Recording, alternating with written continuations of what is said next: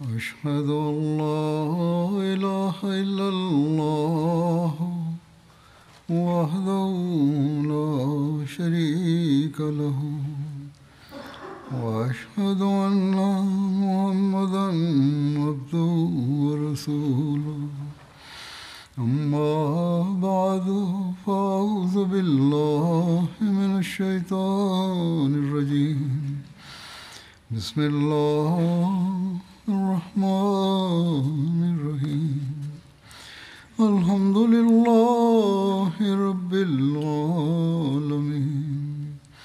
الرحمن الرحيم مالك يوم الدين إياك نعبد وإياك نستعين اهدنا الصراط المستقيم صراط الذين أنعمت عليهم غير المغضوب عليهم ولا الضالين.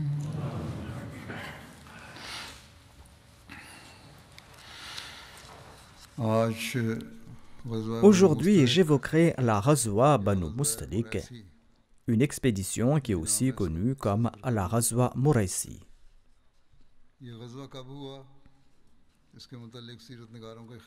Quand a eu lieu cette Ghazwa, les biographes divergent quant à ce sujet. Selon Allama ibn Ishaq, Tabari et Ibn Hisham, la Ghazwa Banu Mustalik a eu lieu au cours du mois de Charban en l'an 6 de l'Hégire.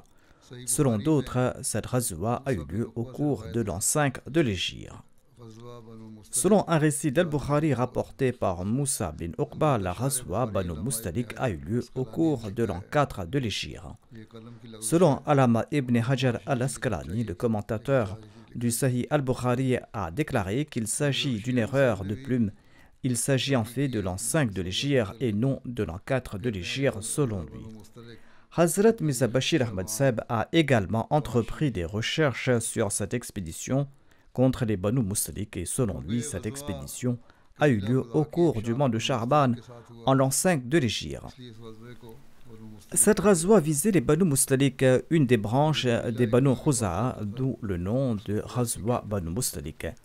Cette tribu habitait tout près d'un puits nommé Muraisi. C'est pour cette raison que cette Ghazwa est aussi connue comme la Ghazwa Muraisi.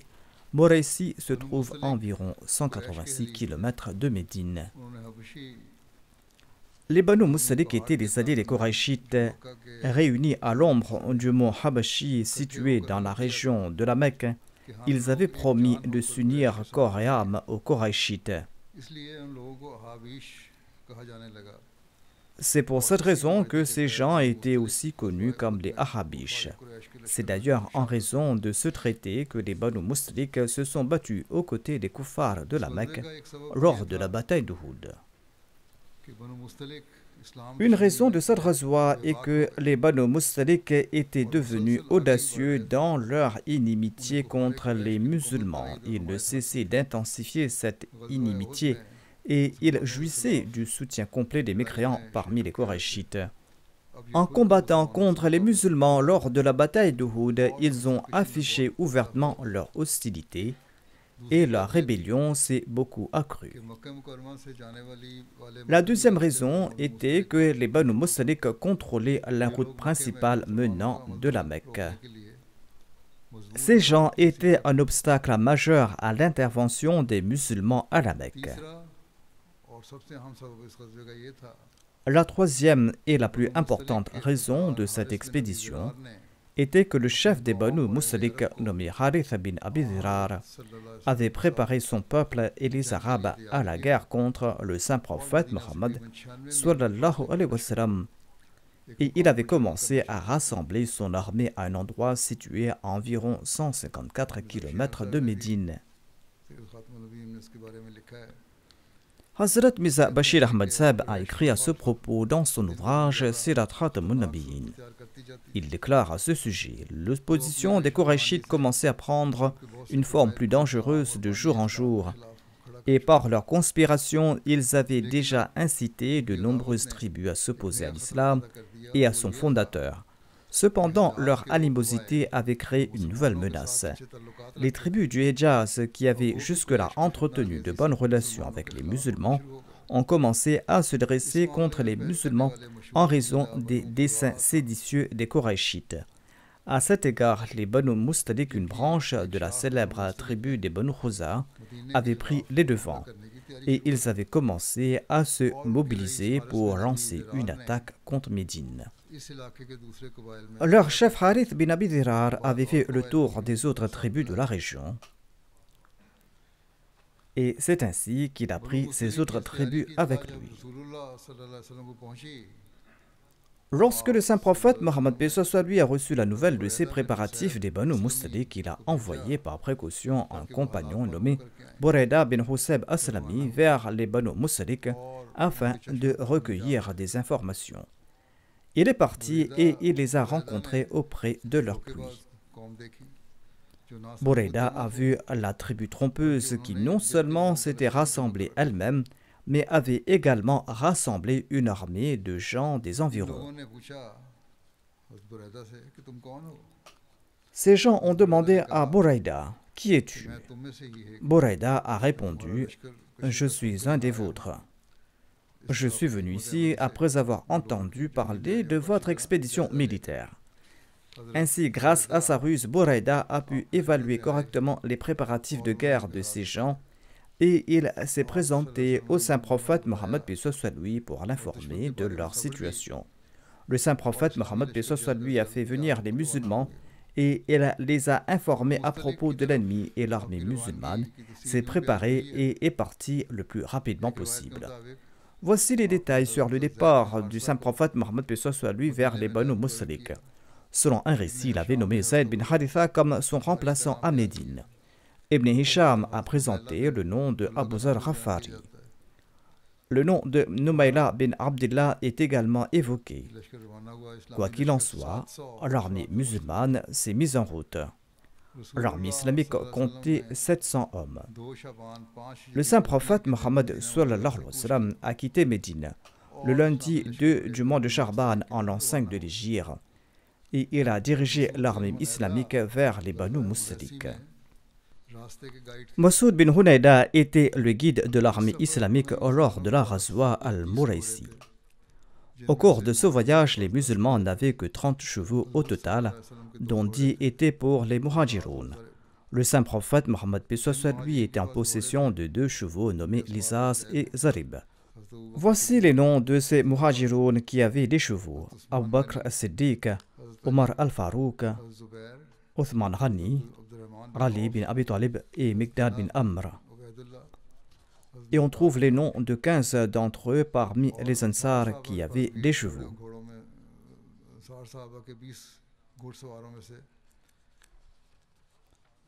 Il y avait Sa'd bin Mu'adh, Usayd bin Hudayr, Abu Abbas bin Jabar, Qatada bin Nu'man, Uwam bin Saïda, Nu'man bin Adi, Sa'd bin Zayd al-Ashari, Harith bin Hazma, Mu'adh bin Jabal, Abu Qatada, Abu Ubay bin Ka'b, Khubab bin Munzir, Ziyad bin Labid, Farwa bin Amr et Mu'adh bin Rifa bin Rafi.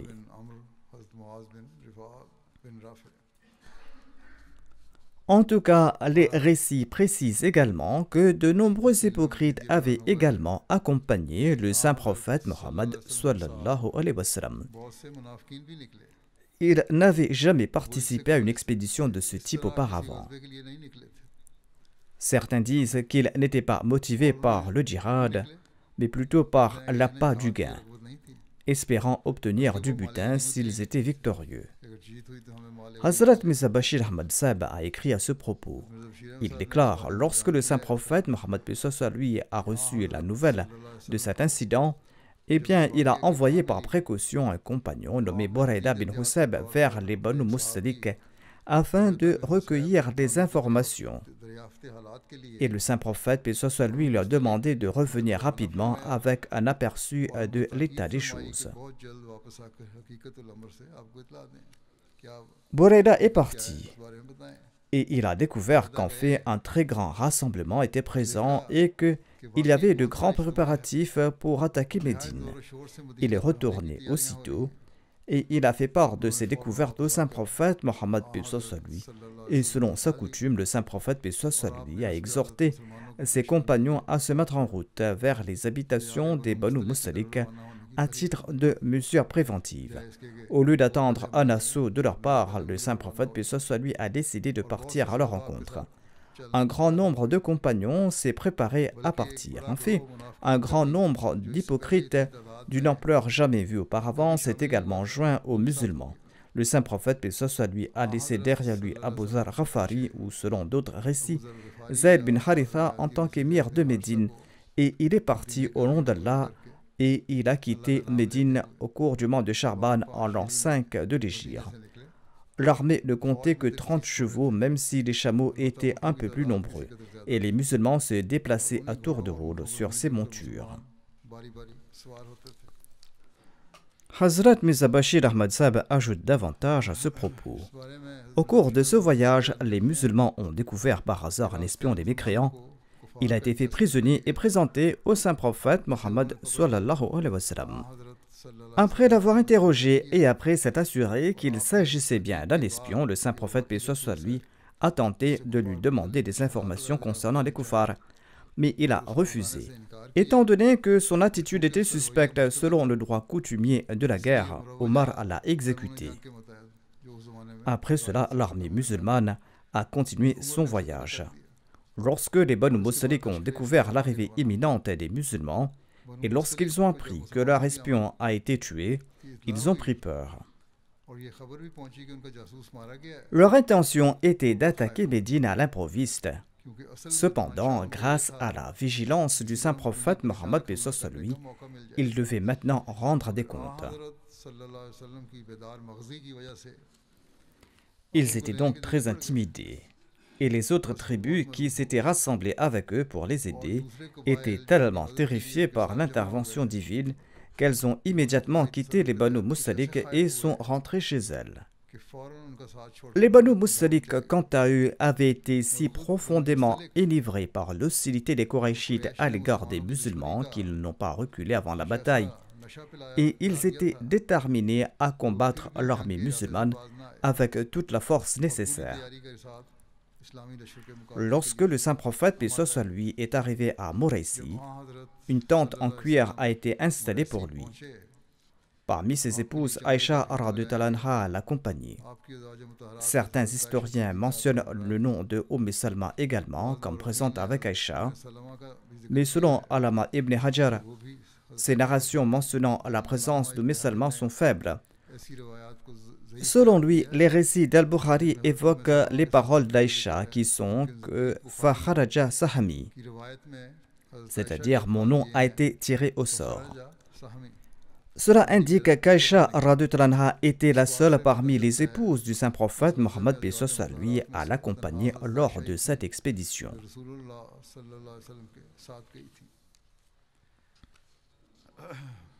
Quel était le slogan des musulmans lors de cette expédition? Selon Ibn Hisham, le jour de la bataille contre les Banu Mustalik, le slogan des musulmans était Ya Mansour Amit Amit, c'est-à-dire ô toi qui jouis du soutien de Dieu, attaque, attaque.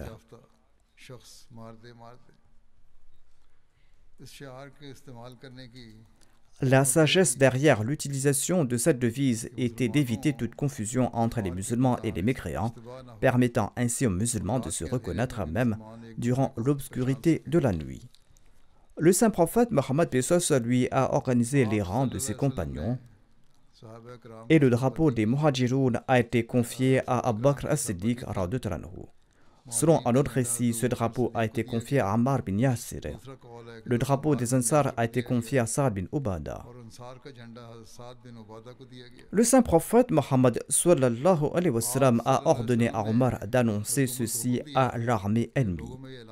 Aux gens, annoncez qu'il n'y a pas de divinité digne d'adoration sauf Allah, et par lui sauvez vos vies et vos biens.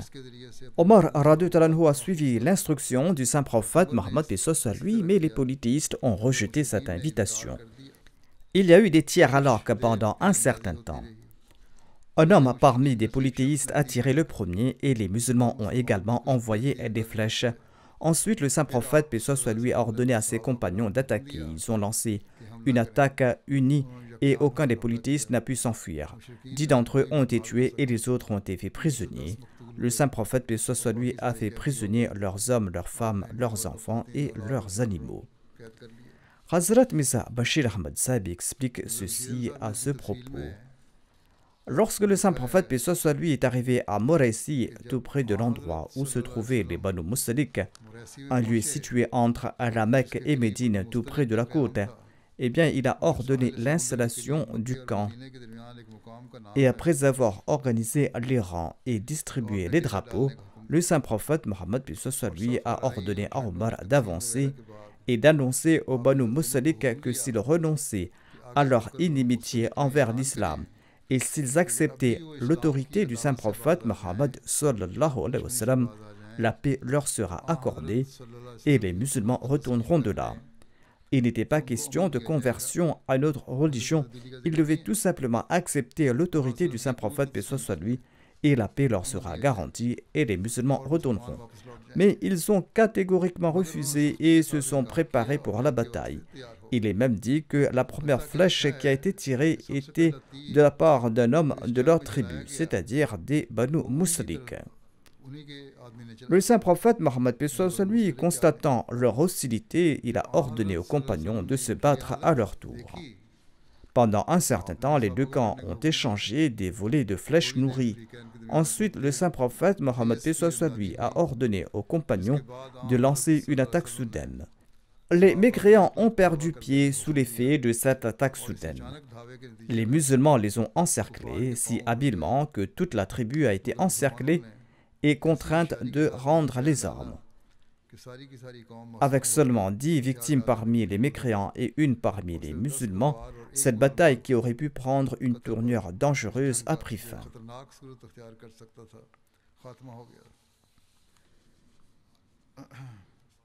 Aujourd'hui, je dois également mentionner un martyr et certains défunts, c'est pourquoi j'ai raccourci mon sermon.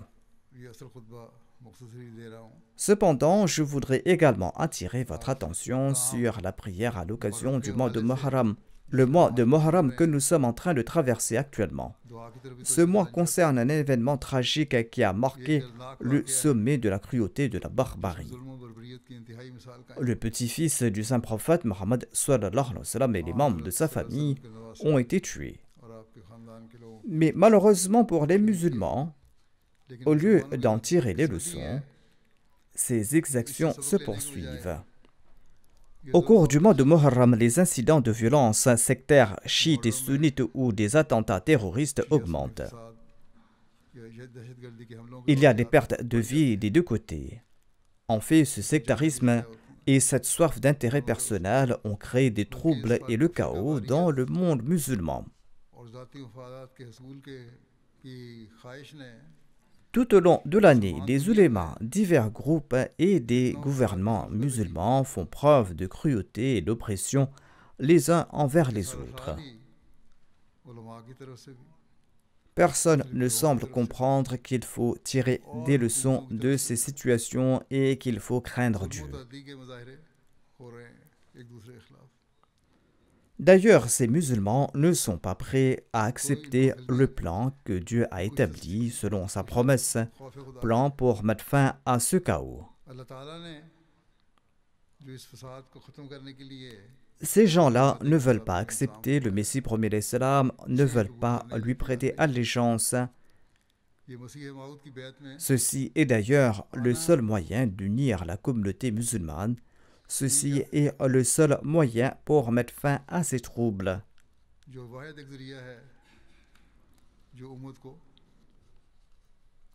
C'est par l'unité des musulmans que les musulmans pourront rétablir leur réputation. Ceci est là l'unique moyen pour rétablir leur réputation. Si seulement ces gens pouvaient comprendre cela.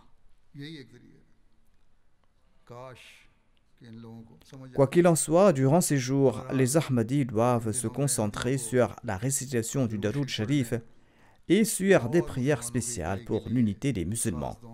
Nous devons également nous concentrer sur l'amélioration de notre état personnel et sur le renforcement de notre relation avec Dieu. Que Dieu nous accorde à tous la grâce d'agir en ce sens. Comme je l'avais mentionné, j'évoquerai un martyr et des défunts. Le martyr, quant à lui, se nomme Bunja Mahmoud. Il était membre de la communauté Ahmadiyya de Tamanjaro du Togo.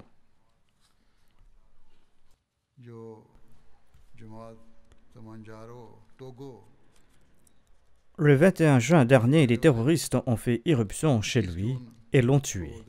Inna lillahi wa inna ilayhi raji'un. Le défunt avait 64 ans. Il laisse derrière lui 2 épouses et 14 enfants.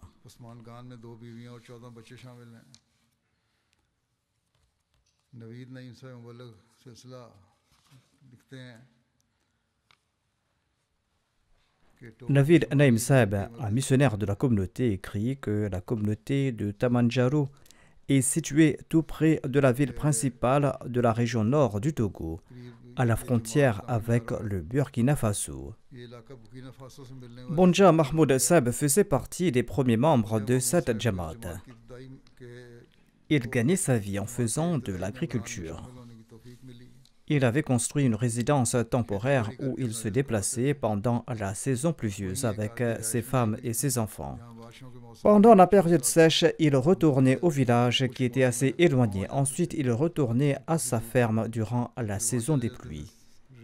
Ces jours-ci, il était présent sur sa ferme lorsqu'à 8 heures du soir, le 21 juin, 4 terroristes ont pénétré dans sa maison. Ils ont allumé une lampe.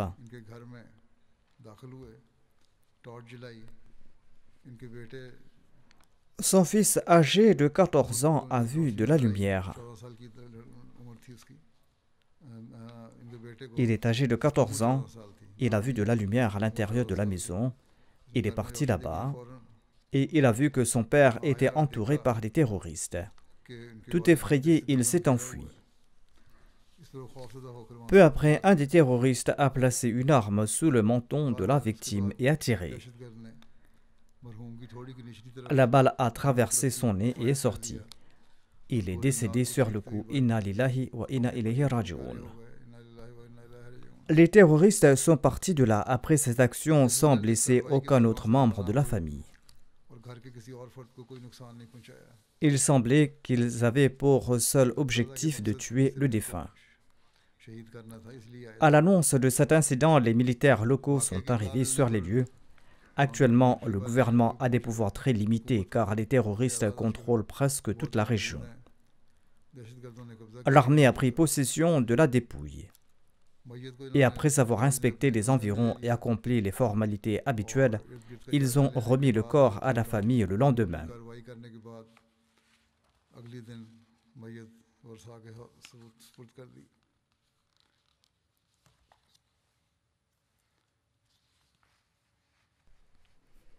Selon l'imam Belou, un missionnaire local de longue date, le défunt faisait partie des premiers à prêter le serment d'allégeance à la communauté Ahmadiyya dans la région. Dès le début, le défunt participait régulièrement aux prières quotidiennes et à tous les programmes de la communauté. Il a également commencé à payer régulièrement sa cotisation.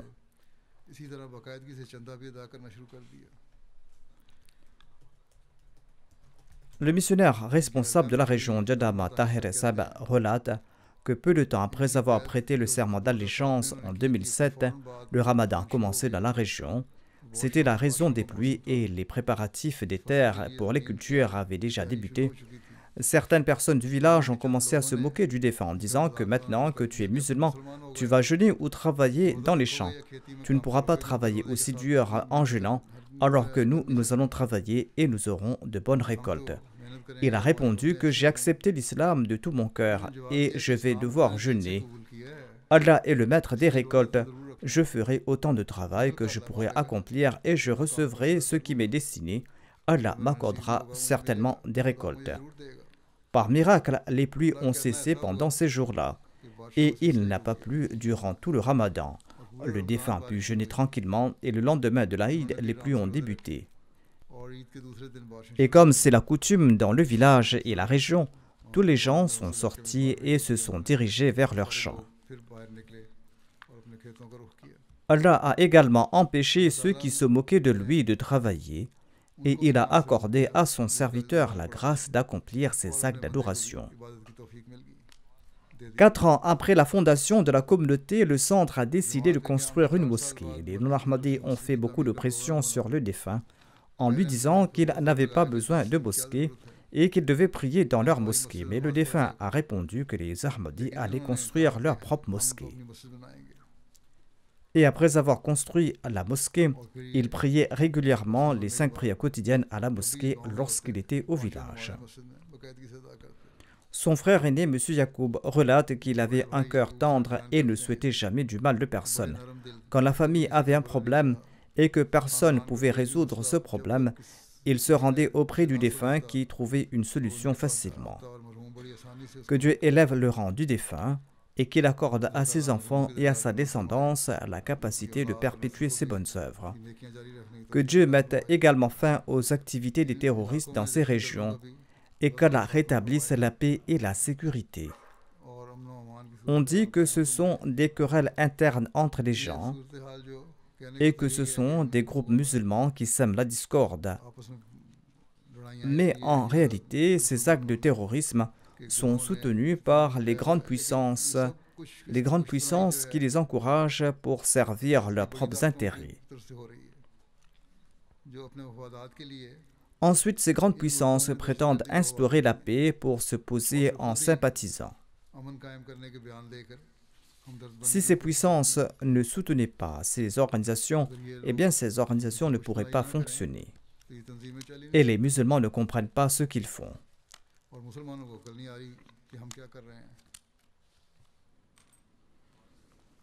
Certains groupes musulmans et certains politiciens se sont joints à ces terroristes.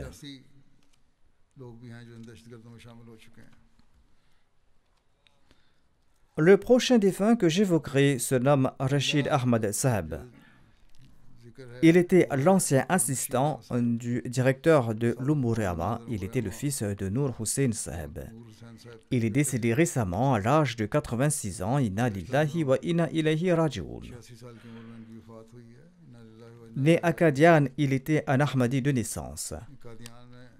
L'Ahmadiyya a été introduit dans sa famille par son père, Noor Hussein Saheb, qui a eu la chance de prêter le serment d'allégeance et de rejoindre la communauté Ahmadiyya en 1924, à l'époque du deuxième califat. Rashid Saheb, le défunt, a reçu son éducation primaire à Qadian. Après la création du Pakistan, il a obtenu son diplôme de fin d'études secondaires et il a commencé à servir la communauté. Il a pris sa retraite en 1998, mais il a été rembauché et il a eu le privilège de servir jusqu'en 2021, tant que sa santé le lui permettait. Au total, le défunt a consacré environ 55 ans au service de la communauté. Le défunt possédait d'innombrables qualités. Il avait l'habitude d'accomplir ses tâches quotidiennes avec assiduité. Outre son extrême loyauté et son sens de responsabilité envers la communauté, il accomplissait toutes les tâches communautaires avec discrétion. La ponctualité était l'un de ses traits distinctifs. Il était membre du système d'Al-Wasiya et il se souciait beaucoup du paiement de ses cotisations. Il était l'un des premiers à payer sa cotisation. Il s'efforçait de participer à toutes les initiatives de la communauté. Il avait de bonnes relations avec ses proches. Il aidait discrètement des nécessiteux. Il avait un grand amour et un grand attachement pour le califat. Il a eu la chance de servir à différentes époques, de l'époque du deuxième calife jusqu'au 5e califat. Et il accomplit son service avec une grande loyauté. Il était un travailleur discret et dévoué.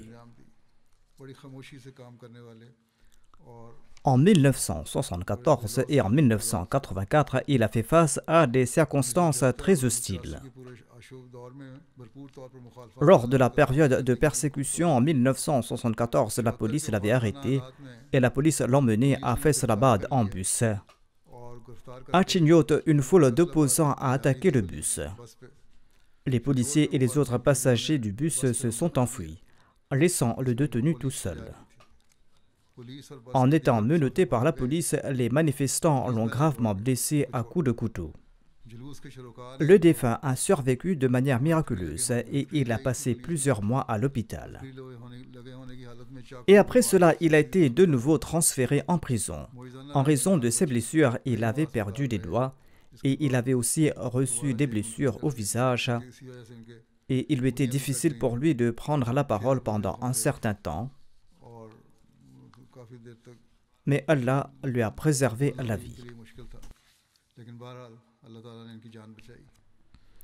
En 1979, à Rabwa, une accusation infondée a été portée contre feu le troisième calife, qu'Allah lui fasse miséricorde, ainsi que contre d'autres responsables de la communauté.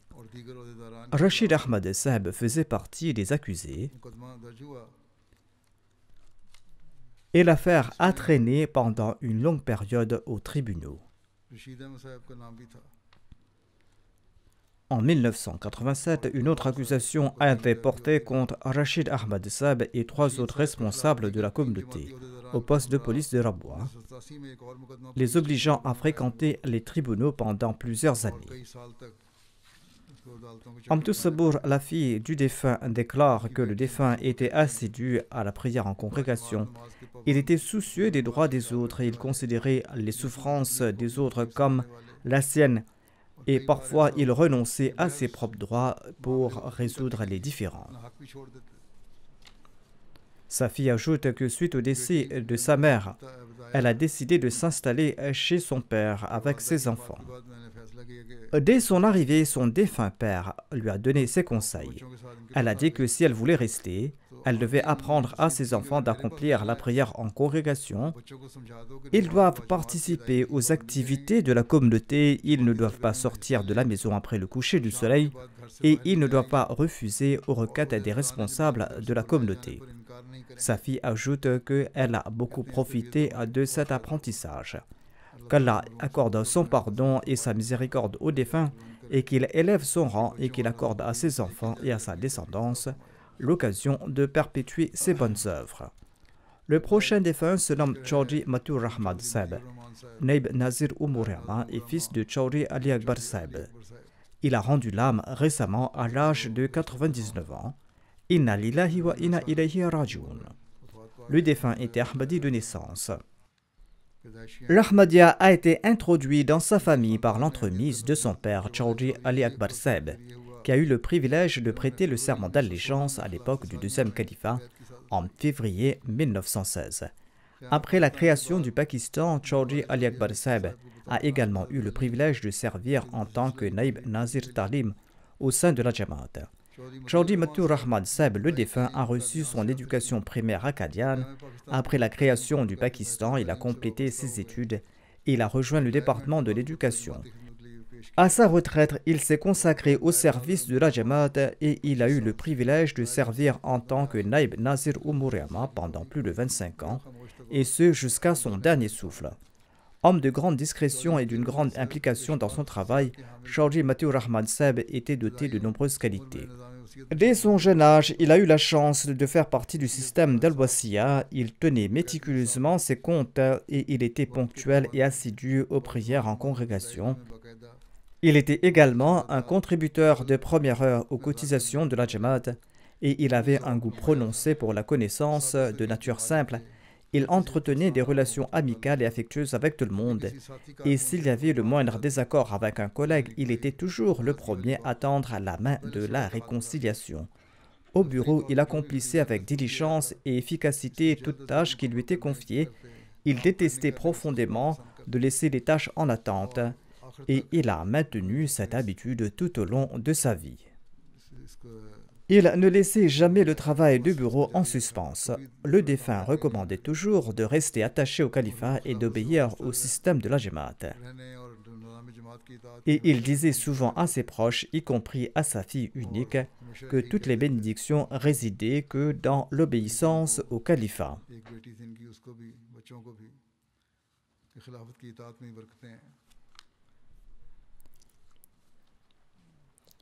Son épouse l'a précédé dans la tombe quelques années de cela.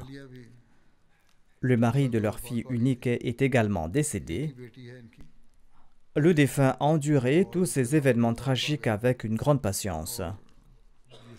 Qu'Allah lui accorde son pardon et sa miséricorde et qu'Allah élève son rang. Le défunt était l'oncle de Chaudhry Ijaz Rahman Sahib, l'ancien président de l'Ansarullah du Royaume-Uni.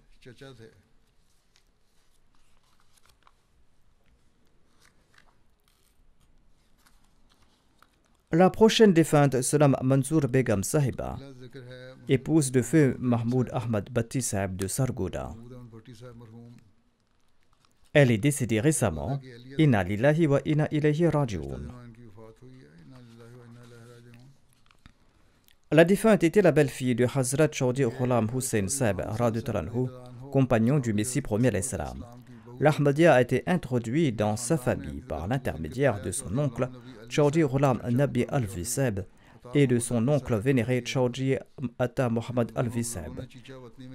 Ces deux nobles personnalités ont prêté le serment d'allégeance après avoir assisté à un débat à Chicha Watni.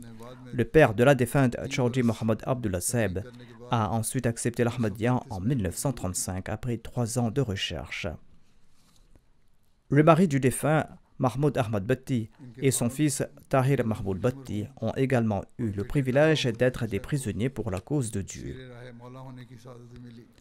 Un des frères du défunt Nasir Ahmad Alvi est tombé à martyr au nom de l'Ahmadiyya en 1991 dans la région de Dourou, au Sindh. La défunte était Moussia, elle laisse derrière elle 3 filles et 7 fils.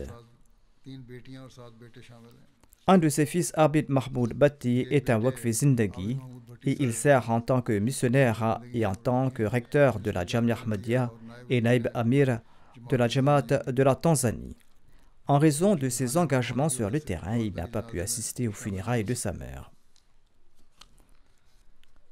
Qayyum Sahiba, l'ancienne présidente de la Lajna Achak Jumra, a partagé ses souvenirs de la défunte. Elle déclare « J'ai eu l'opportunité de servir en tant que présidente de la Lajna pendant 15 ans. Au cours de cette période, j'ai constaté de nombreuses qualités remarquables chez la défunte. Elle accomplissait ses 5 prières quotidiennes et ses jeûnes avec assiduité dans le respect des règles. Tant que les femmes étaient autorisées à se rendre à la mosquée, elle assistait régulièrement à la prière du vendredi et elle s'asseyait toujours au premier rang. Ces jours-ci, il y a des restrictions qui ont été imposées et les femmes ne peuvent pas se rendre à la mosquée pour la prière du vendredi ni pour célébrer l'Aïd. Elles restent chez elles. Elles sont impatientes de voir le jour où la situation va s'améliorer et elles pourront retourner à la mosquée. Prions pour elles aussi, pour que Dieu fasse miséricorde aux Ahmadis du Pakistan. La défunte participait à toutes les réunions et lors du Ramadan, elle accomplissait régulièrement les prières de Tarawih avec les autres femmes à la mosquée. Et elle a toujours veillé à ce que ses enfants et ses petits-enfants soient également attachés à la mosquée. Elle a fourni une très bonne éducation à ses enfants et les a toujours encouragés à s'impliquer dans le service de la communauté. Kaysar Mahmoud Bhatti, le fils de la défunte, relate que la défunte était toujours régulière dans ses contributions et elle contribuait de son propre argent. Elle avait également payé le montant de son wasiya de ses économies personnelles. Ils lui ont proposé de payer la Hissa Jaidad, mais elle a catégoriquement refusé en disant que j'ai fait la wasiya pour la cause de Dieu et ceci est mon droit. Elle avait une grande ferveur et un grand zèle religieux. En 1989, la situation de la Jamaat dans son village était tendue et les opposants ont tenté d'incendier les maisons Ahmadi et de prendre contrôle de la mosquée. Et la défunte a dit à son mari et à ses fils « Partez à la mosquée, moi je vais protéger seule la maison ». Ces jours-là, son père, son mari et ses fils ont été arrêtés par la police, mais aucun incident ne s'est produit. Ses fils relatent qu'elle passait toute la nuit à prier en pleurant, demandant à Dieu de donner à son mari et à ses enfants la force de rester ferme aux côtés de la Jamaat. Qu'Allah accorde à la défunte son pardon et sa miséricorde, et qu'Allah accorde également à ses descendants la possibilité de perpétuer ses bonnes œuvres.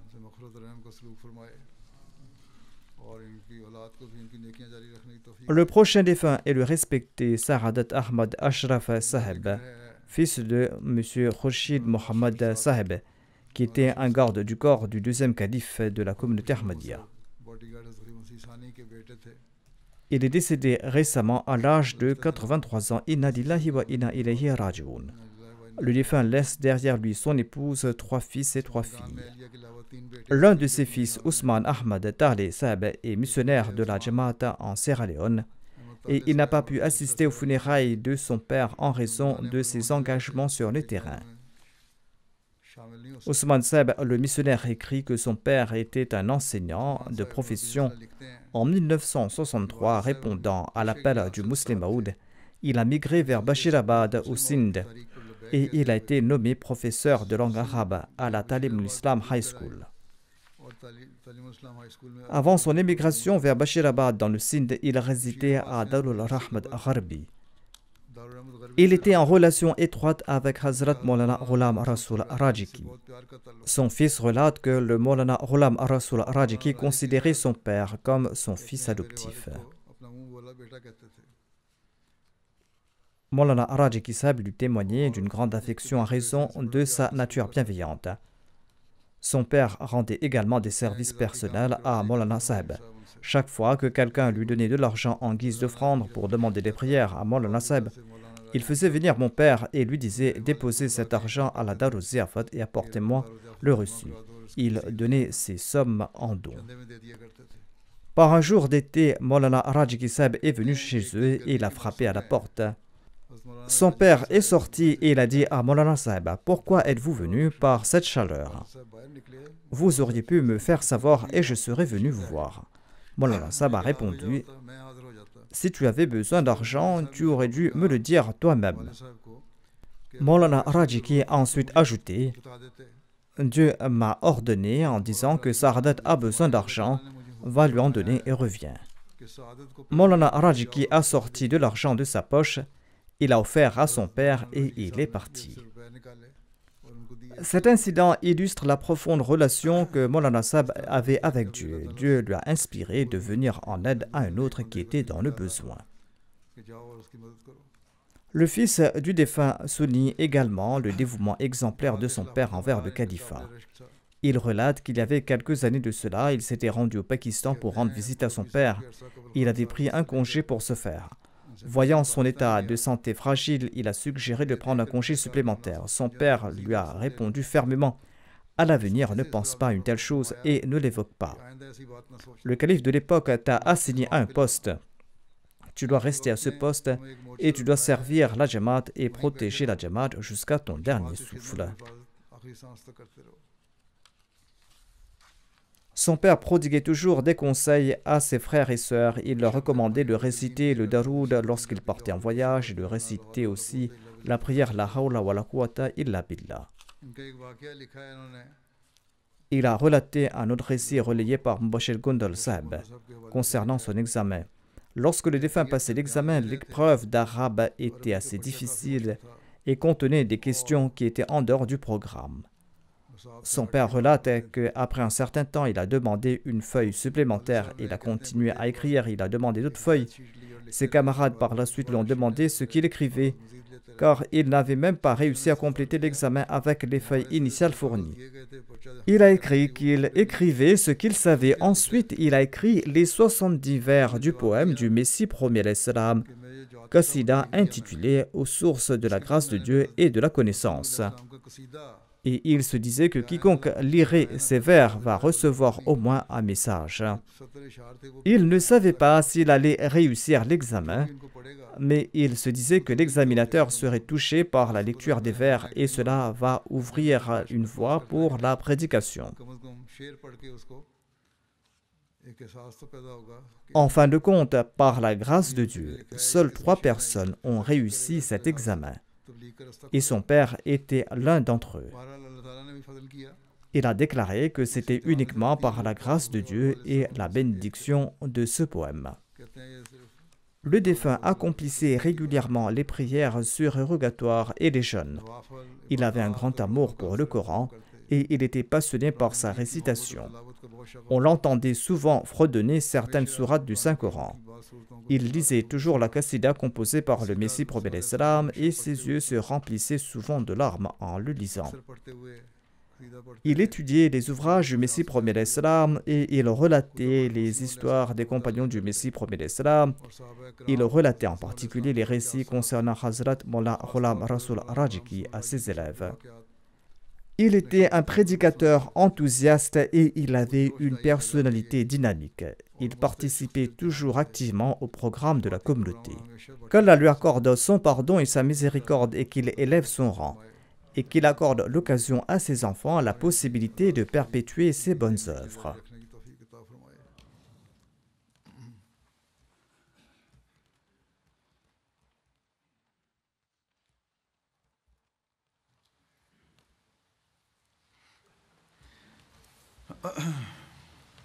Alhamdulillah, alhamdulillah, nahmaduhu wa nasta'inuhu wa nastaghfiruhu wa nu'minu bihi wa natawakkalu alayhi wa na'udhu billahi min shururi anfusina wa min sayyiati a'malina.